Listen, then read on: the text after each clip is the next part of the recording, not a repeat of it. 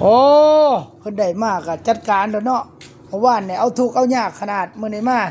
เรียบร้อยเอามาซอยโอ้เป็นผานเป็นตาแซ่บขนาดเนาะ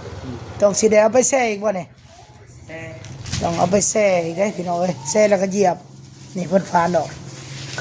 มาก็จัดการเลยพุ่นมีแต่หัวใหญ่ๆเนาะปอกออกแล้วขาวจุดพูนเลยเป็นตากินแซ่บขนาดใดเป็นตาสิกินแซ่บแต่ว่ากินแล้วคันมันสิมีสองสีสีเหลืองกับสีขาวกินโลดในขั้นแต่ว่าบัดเวลาเฮาเฮ็ดแล้วเหยียบแล้วไปหนึ่งนี่แซ่บอันนี้ที่ว่าโตบ่ทันได้ปอกมันสิเป็นแบบนี้อันนี้หัวหน่อยมันเอาสิทากินน้ำเพิ่นจักมื้อจักสิแล้วนี่3 มื้อได้กินแม่นบ่3 มื้อพี่น้องเอ้ยถ้าติดตามส้มเบิ่งน้ำกันมากินน้ำกันแซ่บๆอีก3 มื้อได้กินแต่แน่นอน